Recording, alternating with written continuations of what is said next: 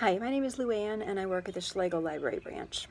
Our branch is located out here in Wyandotte County Lake Park, where we have a beautiful lake behind us and a beautiful old growth oak and hickory forest with lots of different plants and animal diversity. If you've been outside this spring, you have probably noticed that there's something new outside every day. Nature is constantly changing. So in the next few weeks, we're going to have weekly posts on what's new in nature in Kansas City. This week, we're going to take you out with us on the trail and see what delicious berries are out there ripening. Okay, so the first plant we're going to check out here, the first berry plant, is gooseberry. And if you've been out to our library before and been on this trail, this is about where it is right here. I'll show you in the background. You can kind of see the bridge. Before we get the fruit on a plant, we get a flower. This is what the gooseberry flower looks like. It usually comes out in the beginning of June. At this point, all the flowers have dropped off and our fruit has started to grow. So now that it's the middle of the June, this is what our fruit is looking like. The flowers have dropped off. We've got this kind of globe. I'll get in close there. To me, it always looked like a little watermelon with its stripes on there. You can see some other ones right in here. So even though these aren't ripe yet, you can still eat them. In fact, I'm crazy and I like to eat them like this because they're very sour at this point. You notice I'm kind of handling this stem carefully because there's lots of thorns on it. I'm going to put my finger right here.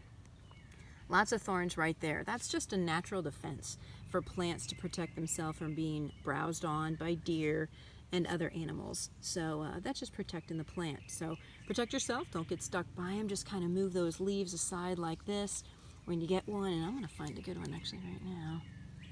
And you just gently pull that one off. So like I said, you can eat them now, or you can wait until they get purple. Usually about the middle of July, beginning and middle of July, they'll start to turn a purple color, and that's when they're supposed to be nice and soft, and people use them in pies and things like that. But at this point, if you want to eat it like this, it's nice and crisp, and it's kind of like eating one of those big sour warheads. It's delicious. Okay, so I've got my gooseberry right here, and I know it's going to be sour, but I love them anyway. You don't really need to wash it off. There's no bugs on it. It's nice and smooth. This is usually what my face starts to look like when I eat them because they're nice and sour, but really refreshing, really good. So here's what our ripe gooseberry would look like when it's a little mushier, and people use it in for lots of pies. Although I will tell you, it takes a lot of berries to make a pie, and it takes a long time to pick these. So if you plan on making anything big, find a big patch of gooseberry, or just enjoy it like I did and just pop one in your mouth.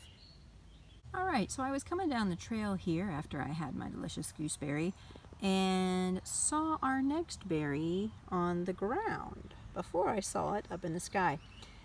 These are mulberries. I often find mulberries on the ground before I find them on the actual tree, just because they're easy to see. They fall out of the tree very easily. A slight bump on the branch will take them down if they're really ripe. This one right here, you can see, is really ripe. It looks like something already kind of smashed it a little bit there. But this one has got that nice dark color. The one right here is more white and red, not quite ripe yet, and you could even tell by kind of smashing it in your finger a little bit if it doesn't give. That is definitely not ripe, but obviously not the color either. These, when you pick them, be careful, they are squishy. So a lot of times, look down. You're also looking out and around you, but look down at the forest floor, and you might see those berries first. So now that we found them down, let's take a look up, see if we can find them. And lo and behold, there's some right there, right above our head. In fact, a nice view of, on the left, you can see the dark berry. The middle is one that's ripening. It's white, just kind of starting out. And on the far right is a red one that is getting closer to the purple phase. There's a couple of different kind of mulberry trees around here. I'm going to pan out. We'll see some more berries on this branch, which are nice. I could probably get into view of those. Here's the actual mulberry tree. Mulberry trees can get huge. A lot of people think of mulberry as the annoying tree that gets into your flower bed, because they do. The birds will eat these berries, go to the bathroom, and those seeds then grow into a new mulberry right in the middle of your flower bed. So a lot of people pull them out. But if you can let one grow, if there's a spot for you to let them grow, you can have some delicious berries off these trees. And this, I said there's two types of mulberry trees. This one right here is called a red mulberry, and there's also a white mulberry. It does not relate to the color of the berries, red or white. The red right here, I'll get a light underneath them for you. If you look at the leaf, it's got little serrated edges, and this is the red leaf is more like this. The white mulberry, I'll try to find some of those further down the trail here and show that to you and compare it, but it's got more of smooth edges that are wavy, and I think of white wavy. That's kind of how I kind of remember that. And red ridges, if that helps you remember, between the red and the white mulberry. Are they both edible? Yes. You can eat the berry on either the red or the white mulberry, no problem. All right, I'm gonna see if I can reach one of these. If I cannot reach one of these, we're gonna find one further down the trail. I know it. Okay, thanks to a handy dandy dead branch, I was able to get the mulberry branch down. So never harm a tree, obviously, when you're trying to get the fruit out, but you can gently pull the branches down like this. So I just found a dead branch right here, and I'm gently tugging on the branch to get it lower to me. Okay, so now I've got it down a little bit lower for us to see one of those ripe berries. I'm going to pull this down, one-handed here. Gently pull that off. Gently let my branch back up. No harm to the tree there. And we'll check this berry out. So you can already see that the berry is so juicy that it's left a little bit of stain on my fingers.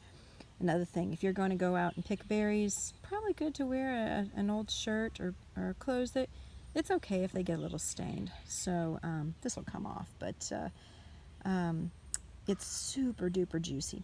What I'll do is, you can see the little green stem on here. Before I eat it, I will pull the stem off, or I'll hold the stem and eat it right off the stem.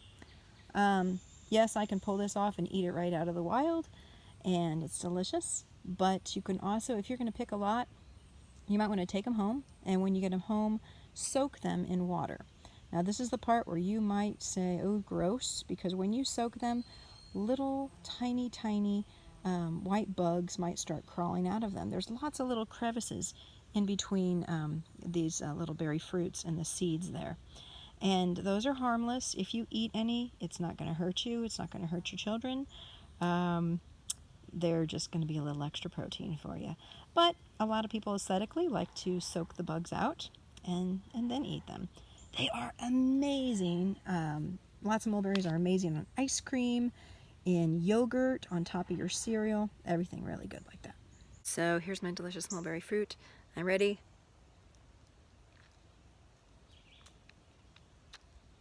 And what I did is I pulled it right off the stem. So here's that stem I was telling you about. I love mulberries. All right, so I found a beautiful wild edible here. This is a wild rose growing out here in our woods. Right now it's got the beautiful petals on it, it's in bloom, but after those petals fall off, a fruit will form, and it's called a rose hip. It's a little round, pea-sized green fruit that is actually very rich in vitamin C. If you drink herbal tea, then you might have seen rose hips in the ingredients of your herbal tea. Good for fighting colds and things like that. Right now we just have pollinators visiting our beautiful roses, and they're enjoying those. Getting a little closer for you to see these. Sunshine on you, so pretty right now. So right now we can enjoy the beauty, and later on we can enjoy the healthy benefits. Okay, so while I was eating mulberries, the real residents of this forest came by to visit. You can hear a cardinal in the background singing right now, and they love fruits, and a catbird is another bird that loves fruits. So many birds out here will love the fruits, and I think they were getting a little envious of me eating their mulberries. So those fruits aren't great for just you. Obviously they're awesome for the wildlife too, but I think I better get out of here before they take over their territory again. Okay, thanks for joining me today, going out on our trail. And I showed you some wild berries that are edible, but I also want to take this time to give you some precautions when going out and eating anything in the wild. Number one, never eat anything in the wild unless you are absolutely positively sure you know what it is and that you are absolutely positively sure that you can eat it. There are lots of great looking berries out there that are not edible by humans. The animals will eat them, but not so with us.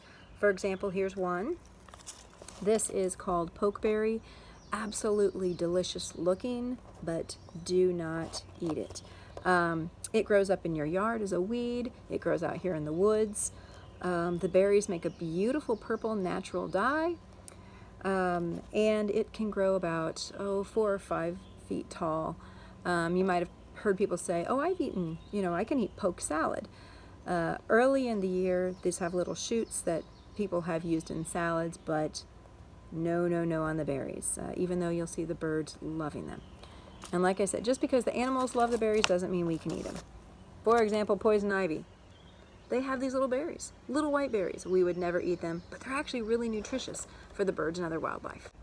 Okay, rule number 2. Try just one berry at a time, just to make sure your body doesn't have any reaction. Everybody's body has a different body chemistry that might react to something differently. So make sure it's safe for your body before you take any more than one.